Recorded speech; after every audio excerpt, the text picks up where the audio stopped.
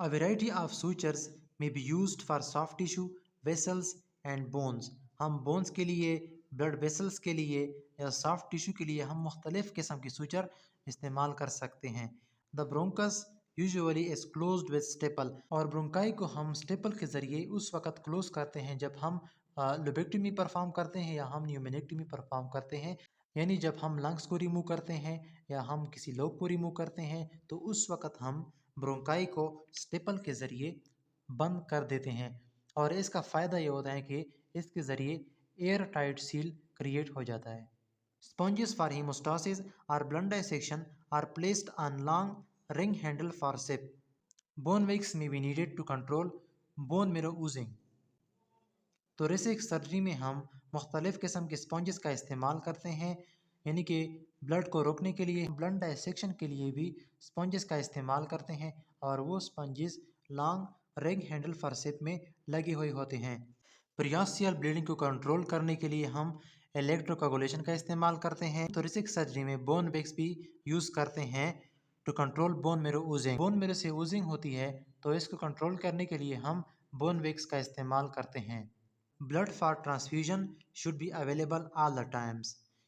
जब हम thoracic cavity में सर्जरी परफॉर्म करते हैं तो यहाँ पर हार्ट और लंग्स पाए जाते हैं जो कि ब्लड रिच ऑर्गन हैं और यहाँ से ब्लड लॉस हो सकता है. तो ट्रांसफ्यूजन के लिए ब्लड जो है वो पहले से मौजूद होगा.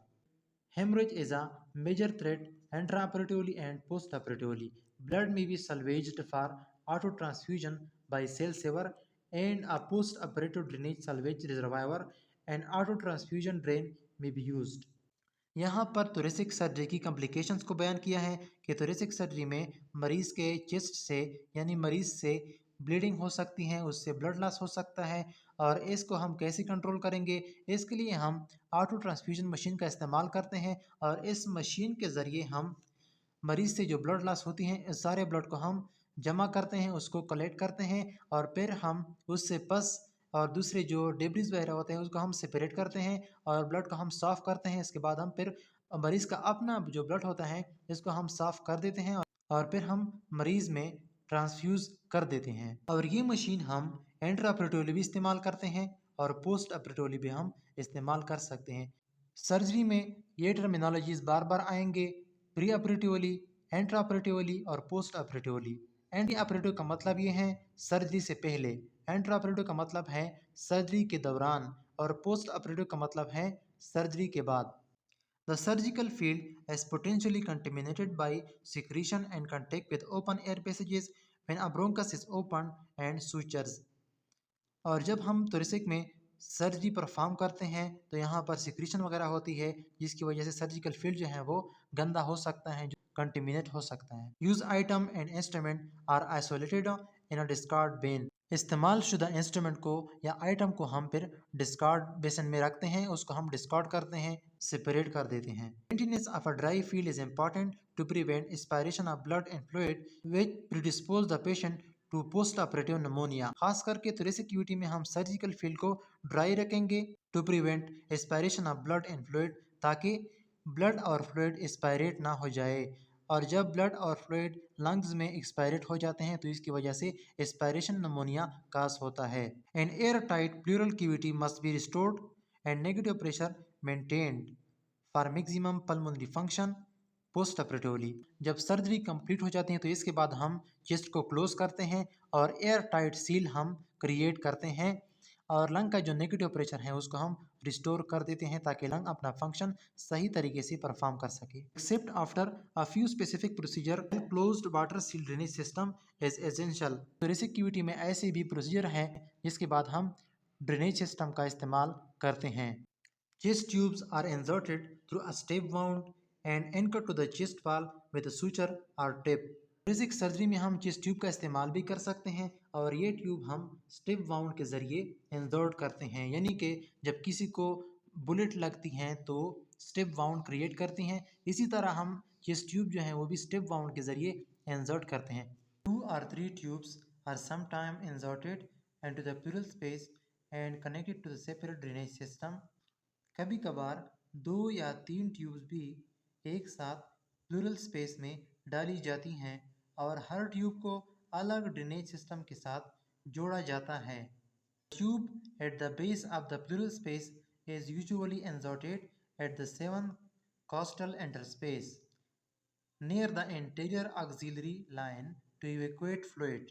नीचे वाली ट्यूब आमतौर पर सेवन इंटरकॉस्टल स्पेस के दरमियान एंटीरियर ऑक्सिलरी लाइन के करीब डाली जाती हैं ताकि फ्लूइड को निकाला जा सके। ये वाली ट्यूब यहाँ इसलिए डालते हैं क्योंकि प्लूरल स्पेस के नीचे वाले हिस्से में फ्लूइड पस या ब्लड जमा होता है।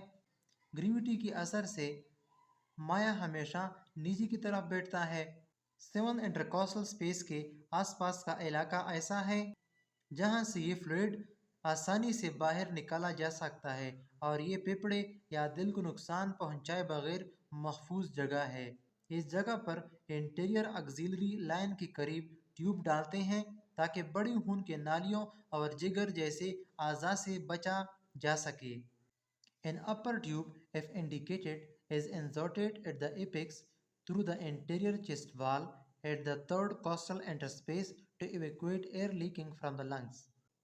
ऊपर वाली ट्यूब अगर ज़रूरत हो तो लंग्स के एपेक्स से थर्ड इंटरकोस्टल स्पेस के दरमियान से गुजारते हैं ताकि एयर को बाहर निकाला जा सके जो लंग्स से लीक हो रही हो। ऊपर वाली ट्यूब यहाँ इसलिए लगती हैं क्योंकि एयर हमेशा ऊपर की तरफ जाती है। अगर लंग्स से हवा लीक हो रही हो यानी कि निमोथोरिक्स के दौरान तो वो प्लूरल स्पेस के ऊपर हिस्से यानी एपेक्स में जमा होती है। थर्ड इंटरकोस्टल स्पेस के करीब का इलाका लंग्स के ऊपर हिस्से के साथ सीधा होता है, इसलिए यहाँ से ट्यूब डालने से हवा आसानी से निकल जाती है। इस जगह पर ट्यूब डालने से हम दिल और बड़े ब्रोंकियल स्ट्रक्चर से दूर रहते हैं और मरीज की तकलीफ भी कम होती है। Positioning of the chest tube can vary if the patient has pneumothorax. अगर पेशेंट को निमोथोरिक्स है तो चेस्ट ट्यूब का पोजीशन मुख्तलिफ हो सकता है। उसके अहम नुकात दर्ज झेल है। Number 1, connection must be physically tight and securely taped at the time of dressing application. The tape connection should not obscure the observation of drainage. Connection मजबूत होना चाहिए और टेप से अच्छी तरह बंधा होना चाहिए ताकि लीक ना हो। Number 2, system components must be kept below the level of the patient body to prevent re-entry of air or fluid from the drainage system into the pleural cavity. System को हमेशा मरीज के जिस्म की सतह से नीचे रखा जाए ताकि हवा या पानी वापस ना जा सके। Number 3, tubes may be clamped before the insertion and connection to the drainage system depending on the surgeon preference. Tubes are not routinely clamped at other time unless the surgeon specifically requests them. Specialized tube clamps are used for this purpose. Tube को डालने और drainage system से जोड़ने से पहले कभी कभार clamp किया जाता है। ये सर्जन की हिदायत पर होता है। आम हालात में ट्यूब को क्लैम्प नहीं करते सिवाय खास वजह के।